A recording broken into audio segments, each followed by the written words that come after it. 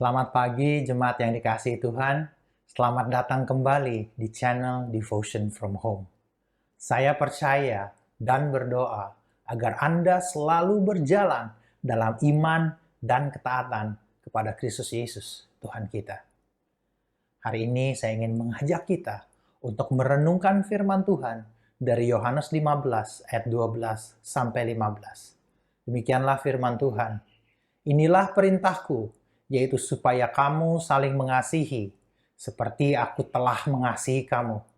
Tidak ada kasih yang lebih besar daripada kasih seorang yang memberikan nyawanya untuk sahabat-sahabatnya. Kamu adalah sahabatku, jikalau kamu berbuat apa yang kuperintahkan kepadamu. Aku tidak menyebut kamu lagi hamba, sebab hamba tidak tahu apa yang diperbuat oleh tuannya. Tetapi aku menyebut kamu sahabat, karena aku telah memberitahukan kepada kamu segala sesuatu yang telah kudengar dari Bapakku. Mari kita berdoa.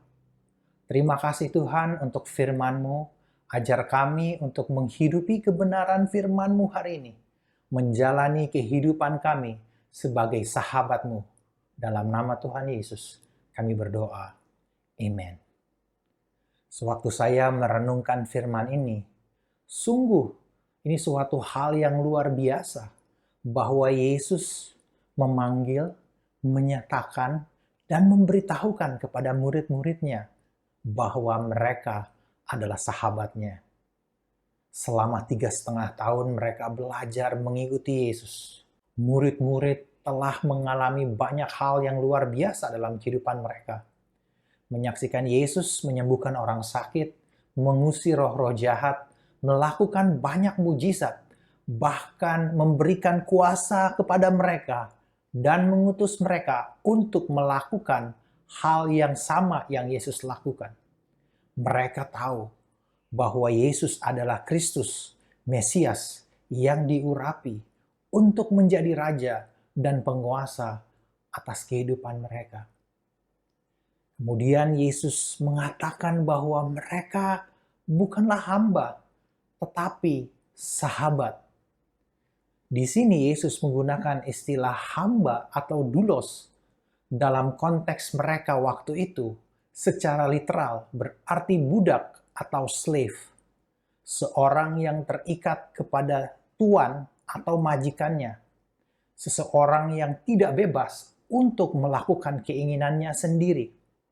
Seorang budak terikat untuk melakukan segala sesuatu yang tuannya katakan dan inginkan.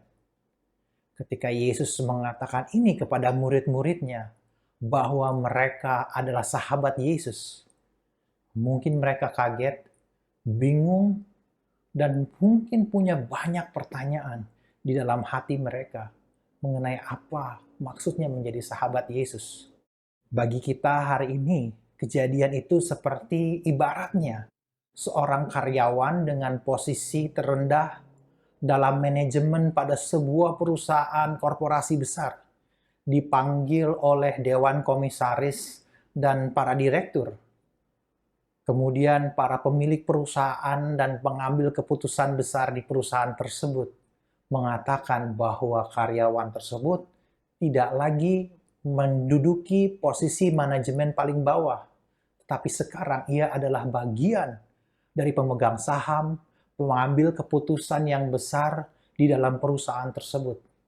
Bahwa mulai hari itu, ia akan mengikuti pertemuan, rapat-rapat mereka, mendengarkan setiap pemikiran, dan mengetahui setiap hal-hal penting dan bahkan yang paling rahasia di dalam perusahaan tersebut. Tentu, Anda dan saya akan berkata, ini tidak akan pernah terjadi di dalam dunia yang kita jalani hari ini. Seperti itulah juga mungkin murid-murid bertanya, wow, ini seperti tidak masuk akal, tidak pernah terbayangkan oleh mereka. Sejujurnya, saya juga bertanya, apakah perbedaan yang terjadi antara hamba dan sahabat? Setelah saya renungkan, saya baca lebih lanjut, hal yang sangat berbeda bagi mereka Sewaktu menjadi sahabat Kristus dibandingkan menjadi hamba, bukanlah mengenai cara Yesus memperlakukan mereka.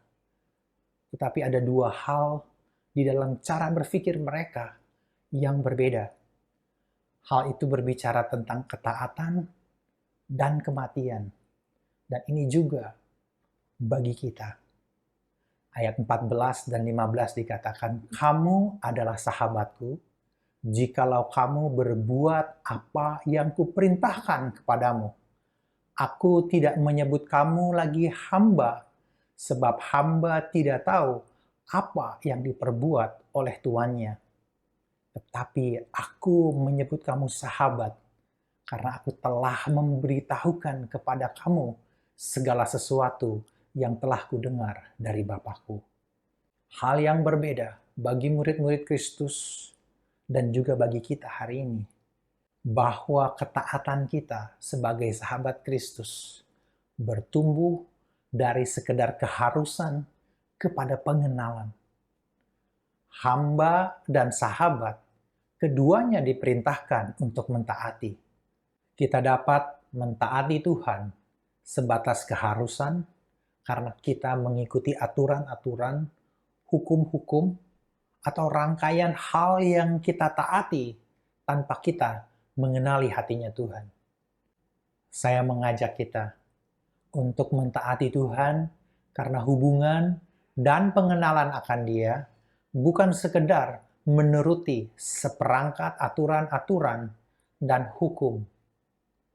Hal berbeda berikutnya, sewaktu kita menjadi sahabat Kristus, adalah dalam hal kematian. Sebelum Yesus mengatakan, "Kamu adalah sahabatku," dikatakan, "Inilah perintahku, yaitu supaya kamu saling mengasihi seperti aku telah mengasihi kamu." Tidak ada kasih yang lebih besar daripada kasih seorang yang memberikan nyawanya untuk sahabat-sahabatnya. Menjadi sahabat Kristus berhubungan erat dengan saling mengasihi. Seperti Kristus telah mengasihi kita, tindakan rela mengasihi sampai kepada kematian, begitulah Kristus mengasihi kita. Sebelumnya di Yohanes 13 ayat 37, Petrus berkata, "Aku akan memberikan nyawaku bagimu." Seringkali kita berpikir bahwa menjadi sahabat Kristus berarti kita rela mati secara gagah atau heroik. Seperti Petrus berpikir tentang menyerahkan nyawanya bagi Kristus saat itu. Tetapi apa yang Yohanes tuliskan bagi kita bukanlah sekedar kesediaan kita mati secara heroik bagi Kristus. Hal ini bukanlah sekedar berbicara keputusan besar untuk berkorban bagi Yesus, menderita bagi Yesus, mengalami penganiayaan bagi Yesus, dan bahkan martir bagi Kristus. Tentu hal ini mungkin dapat terjadi di dalam kehidupan kita. Tetapi bukan hanya hal ini saja. 1 Yohanes 3 ayat 16 berkata, "Demikianlah kita ketahui kasih Kristus, yaitu bahwa Ia telah menyerahkan nyawanya untuk kita. Jadi kita pun wajib menyerahkan nyawa kita untuk saudara-saudara kita." Menjadi sahabat Kristus berarti kita juga bersedia menyerahkan nyawa kita dengan mengasihi saudara-saudara kita. Hal ini bukan sekedar berbicara keputusan besar. Ini berbicara keputusan yang sederhana setiap hari kita lakukan dalam kehidupan kita. Ini adalah keputusan untuk mati terhadap keinginan daging kita. Menjadi sahabat Kristus berarti kita memberikan, menyerahkan nyawa kita secara sukarela karena kasih, dengan cara menerima satu sama lain, mengasihi satu sama lain, melayani satu sama lain, sebagaimana yang firman Tuhan katakan. Ini adalah suatu kematian yang tidak lebih mudah dari martir bagi Kristus. Tetapi hal yang indah sewaktu kita menyerahkan nyawa kita adalah bahwa kita menjadi semakin serupa dengan Kristus. Kita akan mengalami kuasa kebangkitannya setiap hari dalam kehidupan kita. Roma 6 ayat 5 berkata, sebab jika kita telah menjadi satu dengan apa yang sama dengan kematiannya, kita juga akan menjadi satu dengan apa yang sama dengan kebangkitannya. Yesus berkata, kamu adalah sahabatku. Saya berdoa Anda bertumbuh dalam ketaatan sebagai sahabat Kristus.